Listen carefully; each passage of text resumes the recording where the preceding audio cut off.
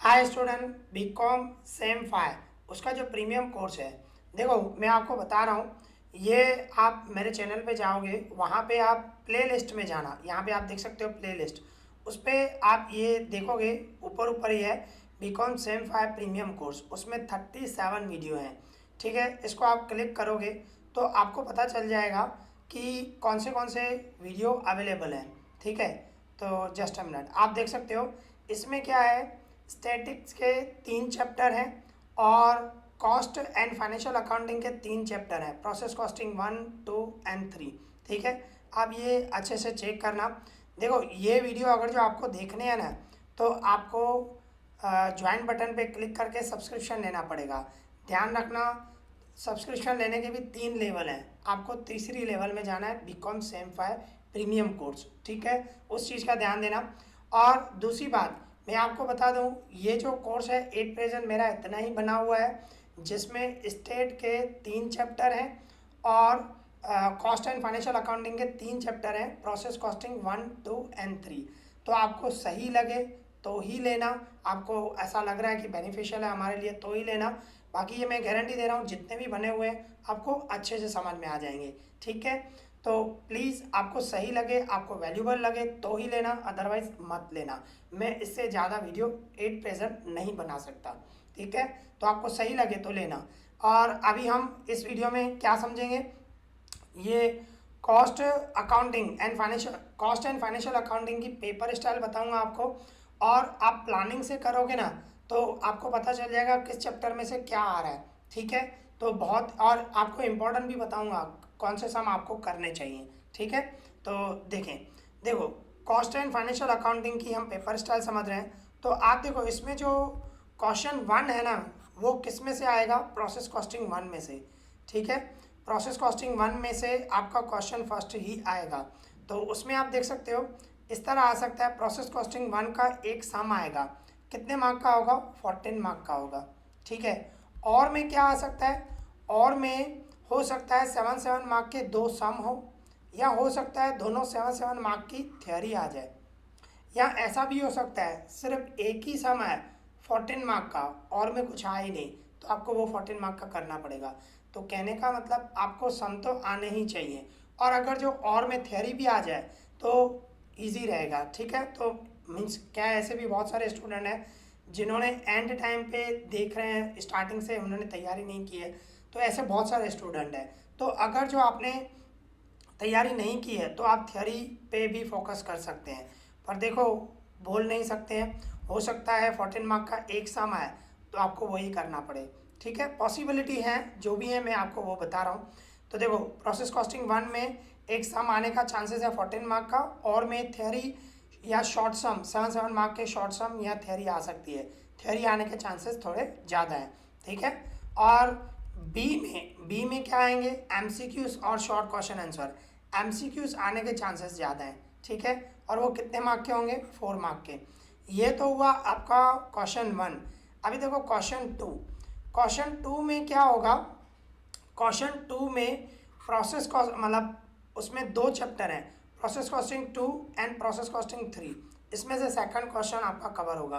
तो ऐसा हो सकता है प्रोसेस कॉस्टिंग 2 का एक सम है 14 मार्क का, और में कॉस्टिंग 3 का सम है एक ही सम 14 मार्क का। ये 14 आने के चांसेस ज़्यादा हैं। ठीक है, प्रोसेस कॉस्टिंग 2 में से 14 आएगा और प्रोसेस कॉस्टिंग 3 में से 14 आएगा। पर ऐसा भी हो सकता है दोनों चैप्टर में से कोई भी एक सम हो, आपको वही करना हो, ऐसा भी आता है, ये भी पॉसिबिलिटी है। तो आपको दोनों चैप्टर की तैयारी करनी है।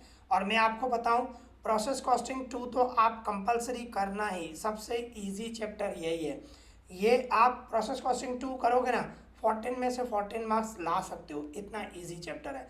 तो ये कंपलसरी करना। ठीक है, इस चीज़ का ध्यान रखना। कौन से सम करने हैं वो भी मैं बता रहा हूँ, पहले हम पेपर स्टाइल समझें। ठीक है, फिर क्वेश्चन थ्री में क्या आएगा, क्वेश्चन 3 में एक चैप्टर है अमालगमेशन, उसमें से ही सम आएगा। ठीक है, तो अमालगमेशन अकाउंट 14 मार्क का आएगा, और में हो सकता है थ्योरी आए या सम है 7 मार्क के सम्स भी आ सकते हैं, या थ्योरी भी आती है, कभी कभी थ्योरी भी आ जाती है।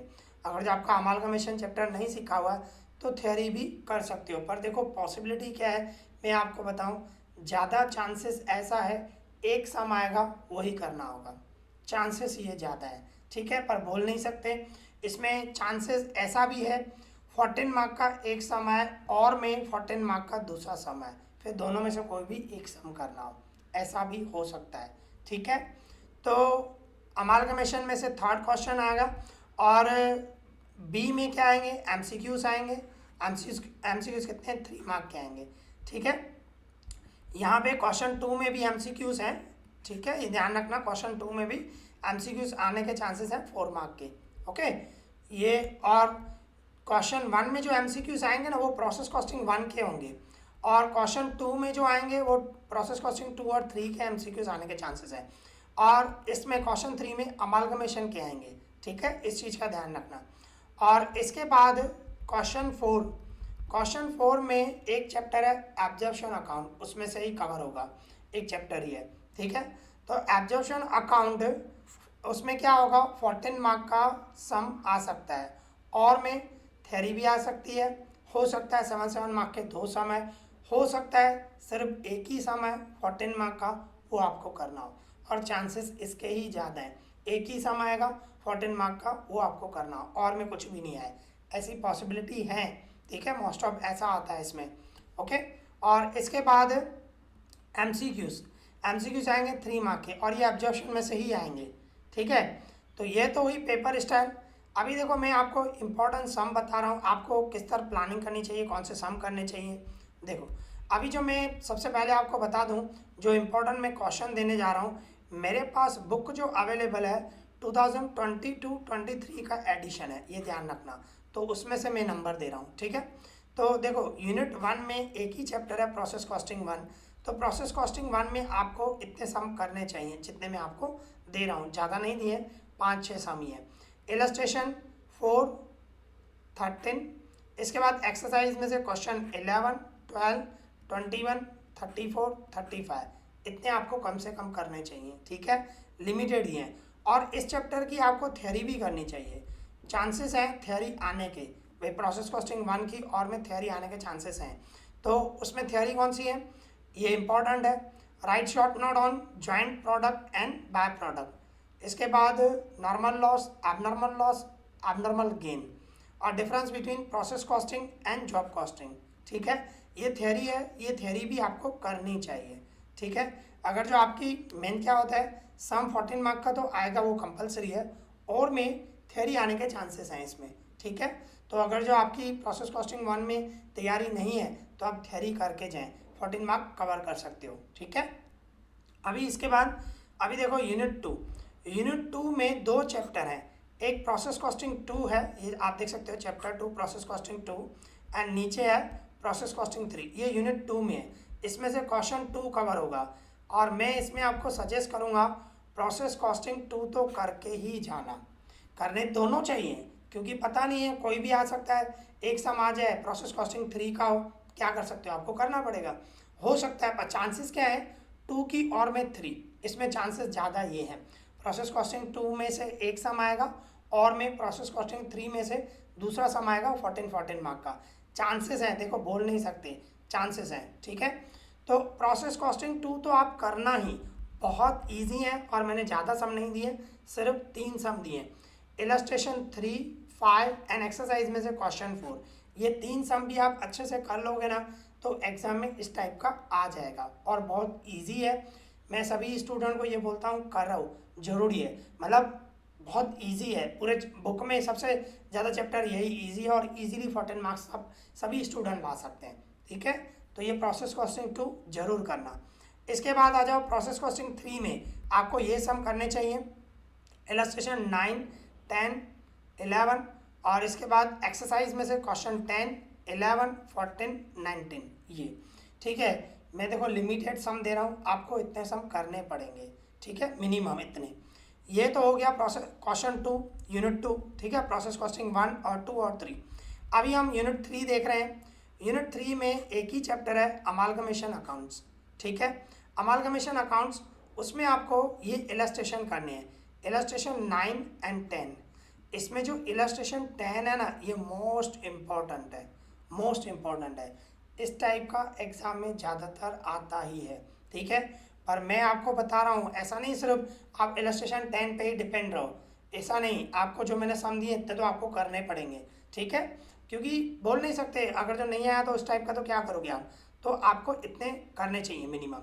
बाकी ये मोस्ट इंपॉर्टेंट है, इलस्ट्रेशन 10 इस टाइप का ज़्यादातर आता ही है, ठीक है।